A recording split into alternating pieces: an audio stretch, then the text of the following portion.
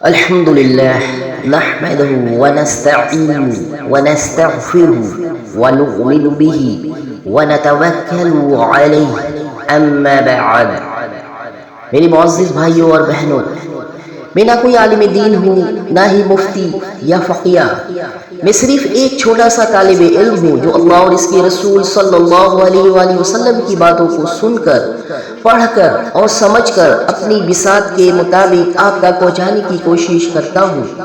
میری آواز کو اللہ نے کچھ اس انداز میں بنایا ہے، شاید سننے والے کو ایسا محسوس ہو جیسے کوئی خطیب یا مولانا بیان فرما رہا ہو، لیکن حقیقت میں یہ صرف اللہ کی عطا ہے اور میرا شوق ہے۔ میری گزارش یہ ہے کہ آپ جو کچھ بھی سنیں اسے صرف میری زبان سے نہیں بلکہ قرآن و حدیث کے آئینے میں پرکھیں۔ اگر کوئی بات اچھی لگے تو سمجھے یہ اللہ کا فضل ہے، اور اگر کوئی کمی یا غلطی ہو تو وہ میری کم علمی اور نادانی کی وجہ سے ہے، لہٰذا میری ہر بات کو علماء کرام کے اقوال اور قرآن و سنت کی روشنی میں دیکھیں اور پرکھیں۔ میں صرف ایک ذریعہ ہوں، اصل علم اللہ کے کلام اور رسول صلی اللہ علیہ وآلہ وسلم کی سنت میں ہے۔ اللہ تعالیٰ مجھے اور آپ کو اپنی رضا کے مطابق صحیح سمجھ عطا فرمائے، آمین۔ اللہ تعالیٰ کا ارشاد ہے قرآن پاک میں سورہ شورى آیت نمبر 84 میں، آیت کا عربی متن وَأَجْعَلْ لِسَانَ صِدْقٍ فِي الْآخِرِينَ، آیت کا سادہ اور واضح ترجمہ کرتے ہیں، اور میرے لیے بعد والوں میں سچی ناموری اچھا ذکر رکھ دے۔ اس آیت کا لفظی ترجمہ لفظ با لفظ ترجمہ کرتے ہیں، وجعل اور بنا دے، مقرر کر دے، لی میرے لیے، لسان زبان، مراد ذکر شہرت بات، صدقن سچی حقیقی کھری، فی الآخرین بعد میں آنے والوں کے درمیان آنے والی نسلوں میں۔ آیت کی تشریح کرتے ہیں، یہ دعا حضرت ابراہیم علیہ السلام کی ہے۔ آپ نے اللہ تعالیٰ سے عرض کیا، یا اللہ میرا ذکر ایسا بنا دے کہ آنے والی نسلیں مجھے اچھے الفاظ میں یاد کریں، میری یاد نیک نامی اور سچائی کے ساتھ باقی رہے۔ اس دعا کے دو پہلو ہیں۔ نمبر ایک، دنیاوی پہلو، انسان چاہتا ہے کہ دنیا میں جب اس کا ذکر ہو تو اچھے الفاظ میں ہو۔ برے لوگ دنیا میں بھی برا ذکر چھوڑ جاتے ہیں، جیسے فرعون، نمرود، ابو جہل وغیرہ، لیکن نیک لوگ دنیا میں بھی نیک نامی چھوڑ جاتے ہیں۔ آج بھی دنیا کے ہر کونے میں حضرت ابراہیم علیہ السلام کا ذکر عزت کے ساتھ کیا جاتا ہے۔ مسلمان، عیسائی، یہودی سب انہیں خلیل اللہ کا دوست مانتے ہیں۔ گویا یہ دعا قبول ہوئی، اللہ نے ان کا نام قیامت تک کے لیے عزت و سچائی کے ساتھ باقی رکھا۔ نمبر دو، آخری پہلو، اصل لسان صدق کا مطلب یہ بھی ہے کہ قیامت کے دن اللہ کے ہاں بھی ذکر خیر ہو اور نیکوں کی فہرست میں نام ہو۔ دنیا کی تعریف تو وقتی ہے، اصل کامیابی یہ ہے کہ آخرت میں اللہ راضی ہو اور بندے کو جنت میں داخل کرے۔ آئیے اس سے ہم سبق اور پیغام لیتے ہیں کہ ہمیں کیا پیغام ملتا ہے آج کی رہتی دنیا والوں کے لیے۔ نیک نامی کی اصل بنیاد، انسان اگر چاہے تو مال، شہرت اور طاقت سے وقتی نام بنا سکتا ہے، لیکن سچی ناموری صرف نیک اعمال اور اللہ کی رضا سے ملتی ہے۔ مرنے کے بعد اچھی یاد، سوچو آج لوگ فوت ہو جاتے ہیں مگر ان کے ذکر سے خوشبو آتی ہے یا بدبو، کسی کا نام آتے ہی دعائیں نکلتی ہے اور کسی کا نام آتے ہی لعنت نکلتی ہے۔ یہ فرق انسان کے اپنے اعمال کا ہے۔ عملی سبق، ہمیں چاہیے کہ ہم بھی اپنی زندگی اس طرح گزارے کہ ہمارے مرنے کے بعد لوگ ہمیں نیک الفاظ سے یاد کریں، ہمارے لیے دعائیں کریں۔ یہ تب ہی ہوگا جب ہم خدمت خلق کریں گے، سچائی اور انصاف کے ساتھ چلیں گے اور دین کی راہ پر ثابت قدم رہیں گے۔ ایک سادہ پیغام، میرے بھائیوں، ابراہیم جیسا نبی بھی اللہ سے یہ دعا کرتا ہے کہ یا اللہ میرا ذکر اچھا رکھ۔ ہمیں بھی یہ دعا کرنی چاہیے، کیونکہ دنیا میں اصل عزت نیکی اور تقوی سے ملتی ہے۔ سوچو، ایک طرف فرعون ہے جس کا نام آتے ہی بدنامی آتی ہے، دوسری طرف ابراہیم ہے جن کا ذکر آتے ہی رحمت اور دعا نکلتی ہے. یہ ہے لسان صدق کا فرق. ہم بھی کوشش کریں ہمارے مرنے کے بعد ہماری اولاد، ہمارے رشتہ دار، ہمارے محلے والے ہمیں نیک الفاظ سے یاد کرے. یہ سب تب ہوگا جب ہم اپنی زندگی اللہ کی رضا کے مطابق گزاریں گے. میرے سامعین، میں آخری بات اس دعا سے ختم کرنا چاہوں گا. اللہم اجعلنا ذکر حسنا بین الخلائق وارزقنا لسان صدق فی الآخرین واجعلنا فی الدنیا والآخرۃ مع الصالحین. یا اللہ، ہمارے لیے لوگوں کے درمیان اچھا ذکر باقی رکھ، ہمیں بعد والوں میں سچی نیک نامی عطا فرما، اور ہمیں دنیا و آخرت دونوں میں صالحین کے ساتھ شامل کر. اللہ تعالیٰ کا ارشاد ہے سورہ شعراء آیت نمبر 85 میں، عربی متن پیش کر رہا ہوں آیت کی. وَاجْعَلْنِي مِن وَرَثَةِ جَنَّةِ النَّعِيمِ.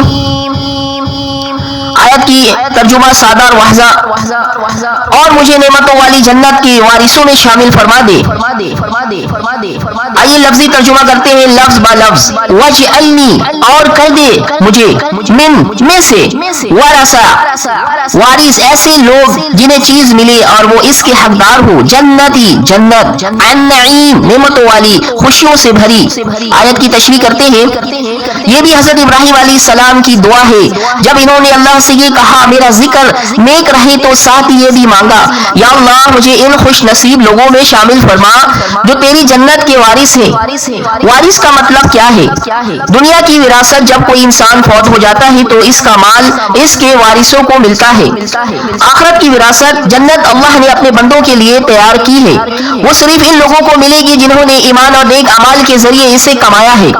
یہاں وارث کا مطلب یہ ہے کہ یا اللہ مجھے ان خوش نصیب لوگوں میں شامل کر دے جنہیں آخر کار جنت کا حقدار بنایا جائے گا. جنت النعیم کی خصوصیات: یہ وہ جنت ہے جس میں ہر نعمت ہے، نہ کوئی دکھ، نہ غم، نہ بیماری، نہ بھوک، نہ پیاس. قرآن میں کئی جگہ جنت کے باغات، نہریں، محلات اور ابدی خوشی کا ذکر ہے. اصل سب سے بڑی نعمت یہ ہے کہ وہاں اللہ کی رضا اور اس کا دیدار حاصل ہوگا. دنیا عارضی، جنت دائمی. ابراہیم جیسے نبی بھی یہ دعا مانگتے ہیں تو ہمیں بھی دن رات یہی فکر رکھنی چاہیے کہ ہم جنت کے وارث بن سکے. دنیا کی چیزیں سب وقتی ہے، اصل کامیابی جنت ہے. جنت بغیر محنت کے نہیں ملتی. وراثت کب ملتی ہے؟ جب انسان وارث ہونے کے قابل ہو. اسی طرح جنت ان لوگوں کو ملے گی جو ایمان کے ساتھ نیک عمل کرتے ہیں. ہر مسلمان کی تمنا.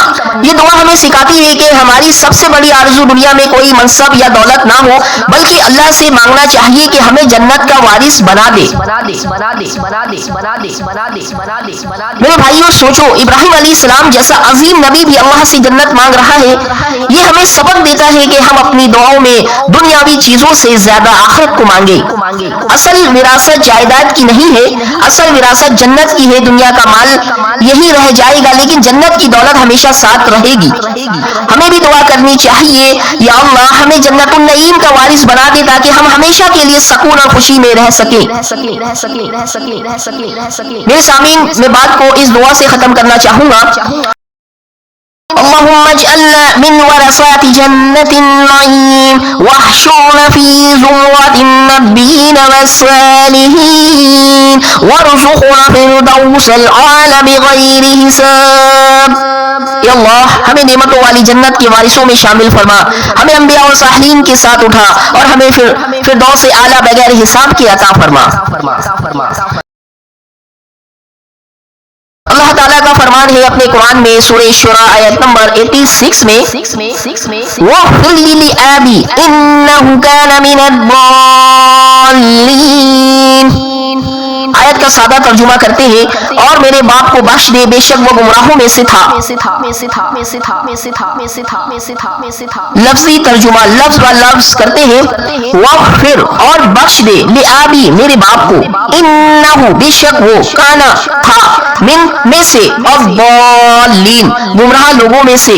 آیت کی تشریح کرتے ہیں یہ بھی حضرت ابراہیم علیہ السلام کی دعا کا حصہ ہے. انہوں نے اپنے والد آزر کے لیے اللہ تعالیٰ سے مغفرت مانگی. حضرت ابراہیم علیہ السلام کے والد بت تراش اور بت پرست تھے. باوجود اس کے کہ ابراہیم علیہ السلام نے بہت مرتبہ انہیں توحید کی دعوت دی مگر وہ شرک پر قائم رہے.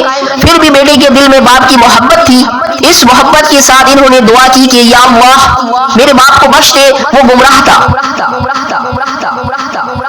اس پیغام سے میرے سامعین کیا سبق ملتا ہے؟ اولاد کا والدین کے لیے کیا جذبہ ہونا چاہیے؟ چاہے والدین کافر ہو یا گمراہ ہو، اولاد کا دل پھر بھی ان کے لیے تڑپتا ہے. ابراہیم علیہ السلام کا یہ عمل ہمیں بتاتا ہے کہ والدین کی عزت اور خیر خواہی اولاد کے دل سے نہیں نکلتی.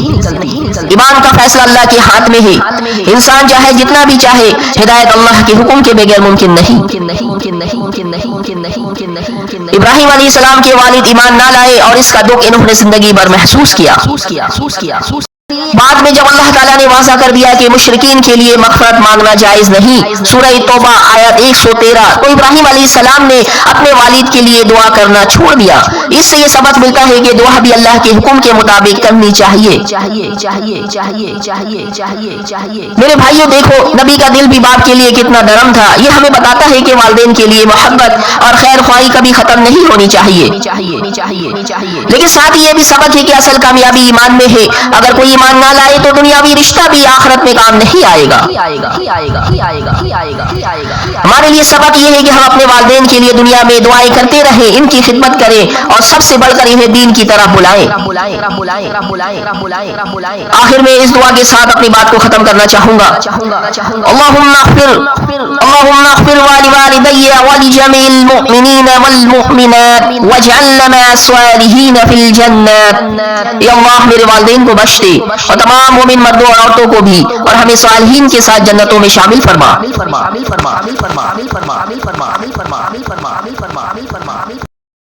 اللہ تعالیٰ کا فرمان ہے سورہ شورى آیت نمبر 87 میں. آیت کا عربی متن پیش کر رہا ہوں. وَلَا تُخْزِنِي يَوْمَ يُبْعَثُونَ. آیت کا سادہ ترجمہ کرتے ہیں اور مجھے رسوا نہ کرنا جس دن سب اٹھائے جائیں گے. لفظی ترجمہ لفظ با لفظ. ولا اور نہ، تخزنی تو مجھے رسوا کرنا، یوم اس دن، یبعثون وہ لوگ اٹھائے جائیں گے. آیت کی تشریح کرتے ہیں یہ حضرت ابراہیم علیہ السلام کی دعا کا اگلا حصہ ہے. وہ اپنے رب سے دعا کر رہے ہیں اے اللہ قیامت کے دن جب سب انسان اٹھائے جائیں گے اس دن مجھے رسوا نہ کرنا. قیامت کے دن کی حقیقت، قیامت کا دن وہ دن ہے جب تمام انسان قبروں سے اٹھائے جائیں گے. اس دن سب کے اعمال ظاہر ہوں گے، کوئی چیز چھپی نہیں رہے گی. نیک لوگ عزت پائیں گے اور گناہگار و کافر لوگ رسوا ہوں گے. حضرت ابراہیم علیہ السلام کی عاجزی، حالانکہ آپ اللہ کے عظیم نبی اور خلیل یعنی دوست ہیں، لیکن پھر بھی اللہ کے سامنے عاجزی سے دعا کرتے ہیں کہ مجھے اس دن رسوا نہ کرنا. یہ ہمیں سکھاتا ہے کہ جتنا بھی انسان بڑا نیک یا عبادت گزار ہو، اسے آخرت کے بارے میں ہمیشہ فکر مند رہنا چاہیے. رسوائی کی اصل، آخرت کی رسوائی صرف کافروں اور گناہگاروں کے لیے ہے کیونکہ ان کے اعمال ظاہر ہوں گے اور وہ ذلت میں مبتلا ہوں گے. لیکن نیک بندے اللہ کی پناہ مانگتے ہیں کہ کہیں ان کی کوتاہیاں یا گناہ ان کے لیے رسوائی کا سبب نہ بن جائے. میرے بھائیوں ذرا سوچو، حضرت ابراہیم علیہ السلام جیسے جلیل القدر نبی بھی آخرت کی رسوائی سے ڈرتے تھے، تو ہم جیسے گناہگار بندوں کو کتنی زیادہ فکر ہونی چاہیے. دنیا کی رسوائی وقتی ہے لیکن آخرت کی رسوائی ہمیشہ کی ہے. اس لیے ہمیں آج ہی اپنے اعمال درست کرنے ہیں. رسوائی سے بچنے کا راستہ یہی ہے کہ دنیا میں اللہ کو راضی کرے تاکہ قیامت کے دن اللہ ہمیں عزت عطا فرمائے. آخر میں اس دعا کے ساتھ بات کو ختم کرنا چاہوں گا. اللہم لا تخزنا یوم یبعث العباد واجعل وجوہنا نورا وعمالنا قبولا ونجنا مع الابرار. یا اللہ ہمیں رسوا نہ کرنا جس دن سب بندے اٹھائے جائیں گے. ہمارے چہروں کو نورانی بنا، ہمارے اعمال کو قبول فرما اور ہمیں نیک لوگوں کے ساتھ نجات عطا فرما.